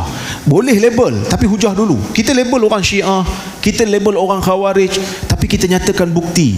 Ni bila tanya Wahabi tu apa, kita panggil, kita buka pentas besar, puluh ribu kita habis buat satu dialog Wahabi, tapi kita tak dapat nama siapa Wahabi. Yang kita dapat apa dia? Perlis dan autoriti agamanya bukan Wahabi. Duk ceramah sana sini, pusing satu Malaysia. Wahabi bahaya, Wahabi sesat, Wahabi pengganas. Satu negeri. Satu negeri. Cuma sebut satu negeri. Ada seorang tu tulis Perlis Wahabi ke confirm Wahabi ke macam mana dia tulis? Bila orang tanya balik, orang suruh dia bertahan, delete. Dia ingat malaikat boleh delete kot. Ini biasa berlaku. Ini biasa. Bila mana tidak mampu untuk menggunakan hujah, mereka akan mandulkan akal pengikut-pengikut mereka. Mereka akan gunakan labelan Wahabi. Sehingga bila kita tanya Wahabi tu apa dia? Wahabi lah. Wahabi tu apa? Boleh Wahabi tak? Dah takut. Pasal apa? Kalau tak nanti kena heret, kena bawa pergi mahkamah. Nanti kena berhujah depan tu. Definisi Wahabi pun tak jelas. Wahabi siapa? Pengikut Muhammad Abdul Wahab. Saya bukan. Saya tak pernah baca buku Muhammad Abdul Wahab secara tekun. Saya tak pernah mengajar buku tu. Siapa ikut kuliah saya? Mana ada saya baca buku Muhammad Abdul Wahab? Tapi kena juga. Itulah strategi yang biasa. Yang kedua. Yang ketiga, mereka akan gunakan kuasa yang mereka ada. Daripada zaman dulu lagi, mereka akan himpit pemerintah. Sebelum dia naik jadi pemerintah, dikata macam-macam, disebut sebagai penjenayah dan sebagainya. Tetapi setelah dinaik menjadi pemerintah, dihimpit, disantuni dengan baik. Ada orang sebut, dia kata kita pun macam mana, kita pun kena, kita tak mengambil pendekatan mengampu pemerintah. Kalau mereka suka nak dengar daripada kita, silakan. Kalau jemput, kita pergi. Tapi kita nak mengampu, nak pergi himpit-himpit, kita ada platform kita sendiri. Kita bersama dengan umat. Kita bersama dengan umat. Pemerintah datang dan pergi, tetapi umat akan kekal. Kita membina dan mendidik masyarakat. Alhamdulillah, walaupun tekanan yang kita terima, alhamdulillah, setakat ini masih ada orang yang nak dengar daripada kita. Alhamdulillah, perkampungan sunnah walaupun jauh di utara, tuan-tuan dan puan-puan juga hadir. Bahkan tadi saya dengar ada yang datang daripada Johor, ada yang datang daripada Brunei, ada yang daripada Singapura, ada yang daripada Sabah, ada yang daripada Sarawak. Alhamdulillah, datang berukhuwah, datang untuk bersama. Walaupun mungkin ada yang datang tak dengar kuliah pun, makan bihun sup je kat luar, tapi dia datang. Dia datang juga nak bagi tahu apa dia, semangat dia untuk berhimpun bersama, untuk tunjukkan yang dia bersama dengan asatizah yang mahu memartabatkan sunnah Nabi sallallahu alaihi wasallam. Saya melihat kecenderungan masyarakat, sebahagian daripada mereka ini bahaya. Bila disebut tentang bid'ah, dia benci perkataan tu. Sehinggakan dia tanya soalan-soalan yang sarkastik, yang bahaya pada pandangan saya terhadap pegangan dia. Pakai cermin mata bid'ah tak? Pakai mikrofon bid'ah tak? Kalau dia menganggap memakai cermin mata lebih berpahala daripada tak pakai, maka ia boleh masuk dalam bab bid'ah. Kerana bid'ah ni ibadah, bid'ah ni akidah. Tapi kalau dia pakai cermin mata sebab sekadar alat bantuan, tak termasuk dalam bid'ah. Benda ni kita hurai banyak kali. Tapi manusia apabila dia pilih untuk menjadi tuli, dia pilih untuk menjadi pekak, kita jerit pun dia tak mau dengar. Itu masalah manusia. Tapi kita nak buat apa? Kita tak peduli. Kerana apa? Kerana tugas kita bukan untuk jadikan orang terima. Itu Allah Azza wa Jalla punya kuasa. Tugas kita, kita mahu mengutip pahala daripada jalan ini. Kerana apa? Kerana kata Imam Malik, innallaha qassamal a'mal kama qassamal arzaq. Allah Azza wa Jalla itu membahagi-bahagikan amalan sama seperti mana Allah membahagikan ilmu. Ada orang yang Allah Ta'ala berikan Allah membahagikan amalan sama seperti mana Allah membahagikan rezeki. Ada orang Allah Ta'ala berikan rezeki dia daripada jalan ni, ada yang beri rezeki daripada jalan tu. Amalan juga sama, Allah Ta'ala berikan amalan orang ni daripada jalan puasa, yang ni daripada jalan salat sunat, yang ni daripada jalan sedekah. Pendakwah-pendakwah kita mahu mengutip pahala daripada jalan dakwah. Jadi tak ada istilah hard feeling ke, tak ada istilah tu. InsyaAllah selagi mana kita letakkan motif kita di tempat yang betul, saya nak mengutip pahala, maka selagi itulah kita akan kuat insya-Allah. Amin. Sebab kadang-kadang orang tanya, macam mana? Kena maki, kena fitnah, kena kutuk, tak rasa sakit ke? Insya-Allah setakat ni boleh bertahan lagi. Sebab pahala yang kita harapkan lagi besar, yang kita harapan kita tu lagi besar daripada harapan kita nak jaga nama kita sendirilah. Kan, tapi tengoklah masa akan datang kan. Tapi kalau teruk sangat fitnah tu, boleh juga kita ajar sikit-sikit kan. Itu akan datanglah insya-Allah kan. Tapi setakat ni doakan asatizah kita yang teruk di fitnah ni. Kan mufti kita macam-macam orang duk kata. Tapi setakat yang saya duduk dengan dia, setakat yang saya duduk dengan dia, saya tak pernah dengar lagi dia duk sebut nak fitnah orang ni ke, nak jatuhkan orang ni ke, melainkan dia hanya nak menyatakan kebenaran. Yang ni bukan mengampu ni, tak. Sebab yang ni bukan nak mengampu. Sebab saya dipelawa untuk datang ke sini untuk bantu. Kan, habis tugas saya di sini, bila saya tak diperlukan, saya balik. Saya akan balik ke tempat saya balik. Bukan orang Perlis ya? Saya bukan orang Perlis. Dia orang Perak. Saya orang Perak. Saya bertugas di Universiti Pendidikan Sultan Idris. Saya datang ke sini bantu sahabat-sahabat di Perlis untuk menguruskan Kolej Universiti Islam Perlis. Saya nak ambil kesempatan jugalah, Kolej Universiti Islam Perlis ni kolej yang dah berumur 10 tahun. Jadi mana-mana ada calon-calon yang baik masuk belajar, kita ada sediakan beasiswa untuk 450 pelajar setiap tahun. Ini saya nak gunakan kesempatan yang ada ni. Kemudian kita juga ada lancarkan dana wakaf Jamalul Lail. Untuk wakaf tu wakaf tunai. Maksudnya duit tu tak akan dibeli apa-apa aset yang tetap, tapi akan dikekalkan sebagai tunai. Kita letakkan dalam bank rakyat. Dividen saja yang kita pakai untuk urusan dakwah, penulisan buku, geran penyelidikan, beasiswa pelajar, kita akan guna daripada situ. Ada di booth Kolej Universiti Islam Perlis. Kalau siapa yang berminat boleh untuk menyumbang. Kita masuk RM10 pun dia akan kekal sampai bila-bila sebagai sedekah jariah, yang mana kita perlu dakwah tak boleh nafi, perlu kepada duit. Perlu kepada wang, perlu kepada pendanaan. Jadi kita sepakat-pakat bantu. Bukan untuk saya, tak. Untuk dakwah kita akan gunakan untuk penyebaran dakwah, untuk penyebaran buku. Kerana benda ni akan kekal. Duit tu akan kekal, dividen dia akan kita gunakan. Jadi kalau kita boleh, kita target kalau dapat 5 juta tahun ni, banyak dividen kita boleh pakai insya-Allah untuk melahirkan buku-buku yang berkualiti dan pendakwah-pendakwah yang berkualiti insya-Allah. Insya-Allah. Yang penting refund. Yang penting refund. Dia dah kena juga. Okey, kita dah berada di penghujung diskusi. Dr. Zaitun sedikit khulasah, sedikit kesimpulan supaya kita move forward agar khurafat memandu ke akal, tapi kita bertanggungjawab menyihatkan akal. Ya, silakan. Betul. Maka dari itu yang paling penting, mari terus belajar. Ya, mari terus belajar. Jangan pernah rasa puas. Ya, kalau bisa sampai pada tingkat alim, ya. Kalau belum jadi muta'allim, kalau belum bisa rutin belajar jadi mustami', ya. Kalaupun itu belum, jadi yang mencintai orang yang belajar ilmu, ya. Wala tukun khamisan, jangan jadi yang kelima.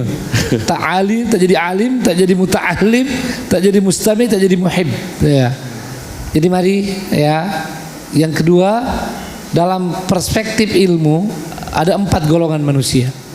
1 ulama, yang kedua talabatul ilm, ya.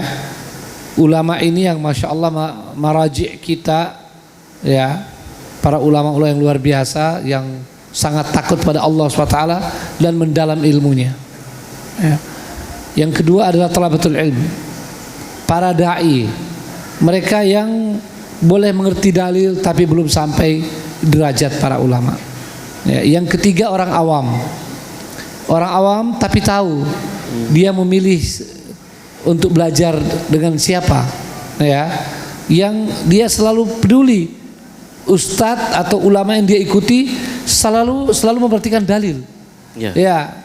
Dia tak dengan cerita-cerita macam-macam, tapi dia selalu menyebut ada dalil dari Quran, ada dalil dari sunnah, ya. Dan kalau disandarkan kepada para ulama al-mu'tabarin, ya. dan yang keempat adalah jahil. Ya, dan jahil ini orang yang tak tahu. Cuma ada yang lebih parah lagi, saya tak sebut lagi, tapi tak kasih nomor, tapi boleh disebut di sini, jahil murakkab. Orang tak tahu tapi dia tak tahu bahwa dia tak tahu. Ya. La yadri wa la yadri annahu la yadri. Dia tak tahu tapi dia tak sadar bahwa dia tak tahu. Jadi sok tahu. Ya. Naudzubillah min dzalik. Tambah satu lagi. Dia marah pula orang yang bagi tahu. Ya betul. Ya, itu saja. Dan sebagai penutup, mari bersyukur dengan apa yang Allah karuniakan, dan mari selalu berusaha agar apa yang kita dapatkan nih bisa kekal dan kita bisa bagi pada saudara kita yang lain. Ya, mari kita dengan pandangan kasih sayang kita perbanyak terus orang-orang yang cinta sunnah, menghidupkan sunnah Nabi SAW, sebab kemuliaan kita adalah ketika sunnah Nabi SAW bisa ditegakkan. Syukur. Terima kasih Dr. Zaitun. Akhirnya Profesor Dr. Rozaimi. Pertama saya puji Quips kerana mengadakan debat terbuka. Dan saya dulu selalu follow debat-debat di Oxford, yang antaranya pernah terlibat ialah Mehdi Hasan. Dan saya kira insya-Allah saya sendiri pun menyatakan pada Prof kesediaan saya untuk membantu Quips untuk mempromosikan Quips, dan semoga Quips ni akan terus membina akal. Apa pesanan Prof kepada masyarakat? Fadhil masykurah. Sebagai yang akhirnya, samalah saya nak sebut benda tu. Ada juga orang sebut, dia kata ini rektor yang suka gaduh dengan orang. Tuan-tuan, kita bertanggungjawab apabila kita nampak benda tak betul, kita disuruh untuk membetulkan. Kita disuruh untuk menegur. Kita tak boleh biarkan kesalahan itu berlalu pergi. Itu sifat yang ada pada saya. Bila saya nampak ada benda tak betul, saya akan cuba untuk betulkan. Kalau itu dipanggil sebagai bergaduh, maka awak kena cek otak awak balik. Kerana gaduh itu benda yang berbeza daripada membetulkan. Membetulkan ni benda yang disuruh oleh agama. Tiba-tiba ditulis, diulas seolah-olah macam benda tu negatif. Itu yang pertama. Yang kedua, Allah Azza wa Jalla tidak pernah melarang kita untuk berdialog untuk mencari kebenaran. Betul ada hadis di sana Nabi SAW menjanjikan pahala ganjaran yang besar bagi orang yang meninggalkan pertelingkahan, mirak. Tapi itu dihujahkan bagi keadaan yang tidak ada faedah. Untuk orang yang keras kepala tak boleh buat apa lah. Tapi Nabi SAW berdialog dengan orang Quraisy. Nabi SAW berdialog dengan Kristian Najran. Nabi SAW berdialog dengan orang Yahudi. Maka dialog itu berlaku. Dan Nabi SAW juga berdialog dengan para sahabat-sahabat, berdialog sesama mereka dalam perkara-perkara ijtihadiyah, dan berlaku di hadapan Nabi SAW. Umar dan Ammar berbeza pendapat dalam bab tayammum untuk orang yang berjunub. Kisah Bani Quraidah, para sahabat berbahas di depan Nabi SAW. Ada yang yang solat dengan yang tak solat, diadukan kepada Nabi SAW, dan Nabi tak pernah kata korang jangan berbantah-bantah. Tak. Kerana proses dialog ialah proses mematangkan minda, orang kata apa, mencerdikkan akal. Maka bila saya naik menjadi rektor Quips, saya nampak pentas untuk saya buka ruang untuk dialog ini terbuka depan saya. Dan bila saya tanya mufti saya, bos saya lah kan, mufti tu dia chairman untuk board Quips. So saya tanya, Dato' okey? Dia kata buat. Perlis perlu menjadi pentas terbuka, universiti terbuka untuk umat. Jadi bila buat tu biasalah, orang yang taksub ni kok mana pun dia akan taksub. Kita makan pun dia maki, kita makan dia maki, kita senyum pun dia maki. Biasa. Saya pun pelik, dia kata dia ni kalau senyum nampak macam belakang orang. Saya pun tak tahu macam mana saya nak senyum, saya tak tahu. Tapi manusia macam tu lah kan? Dia benci dah macam mana. Sebab itu Imam Ahmad ditanya tentang seorang saya lupa nama dia, Muhammad At-Tusi pun tak silap, Muhammad bin Mansur At-Tusi pun tak silap nama dia. Suka duk kata kat Imam Ahmad, sampai anak murid Imam Ahmad mengadu. Orang tanya kat Imam Ahmad pasal lelaki ni, Imam Ahmad kata ambil ilmu daripada dia, dia ada ilmu. Betul. Anak murid lain kata dia selalu mengata engkau wahai Imam Ahmad, mempertikai engkau wahai Imam Ahmad. Dia kata apa? Rajul salih, seorang lelaki yang saleh, ubtuliya bi, tetapi diuji oleh Allah dengan benci aku. Kenapa apa? Kan? Ada orang yang Allah Ta'ala uji untuk benci saya nak buat apa? Sabar je lah, kan? Tapi saya nak sebut, bila saya pergi ke Kuala Lumpur umpamanya, semalam saya pergi ke Lima, ramai orang salam, tangkap gambar. Lepas tu disebut, sebahagian daripada mereka sebut, dia kata saya duk ikut debat terbuka, dialog terbuka, good job, teruskan. Jadi saya tambah semangat. Saya bertambahlah semangat. Saya kata baguslah, kita kena buat lagi. Bukan hanya isu-isu agama, tetapi isu-isu semua isu yang umat sedang bincang. Ekonomi, ekonominya, politiknya, insya-Allah kita akan cuba untuk banyakkan lagi. Tapi semua ni perlu dana. Satu debat yang kita nak buat, satu dialog yang kita nak buat, kita mungkin habis dalam 35,000 ke 40,000. Jadi benda itulah yang saya sasarkan untuk buat wakaf Jamalul Lail tu. Sebab takkan setiap masa kita nak asyik minta pada MAIPS. Kita perlu jadi civil society, kita perlu jadi civilized. Kita boleh buat dana kita sendiri. Kita tak susahkan orang lain.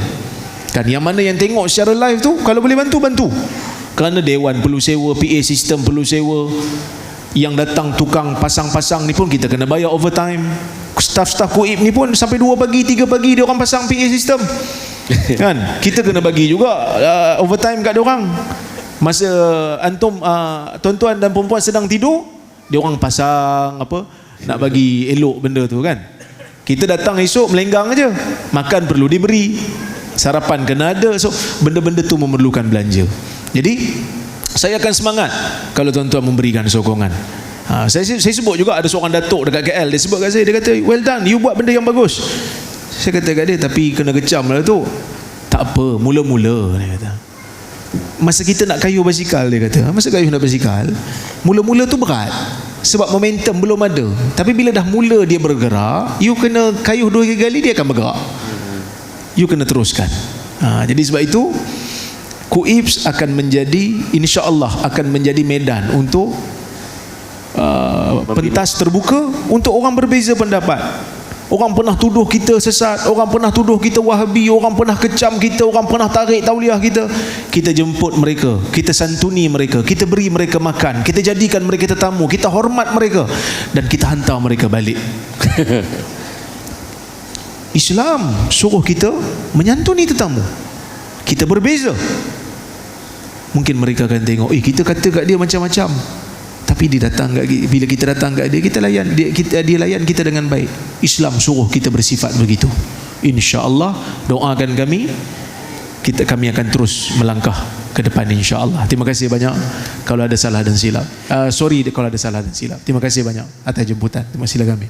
Terima kasih kepada Profesor Dr. Zaimi, Dr. Zaitun.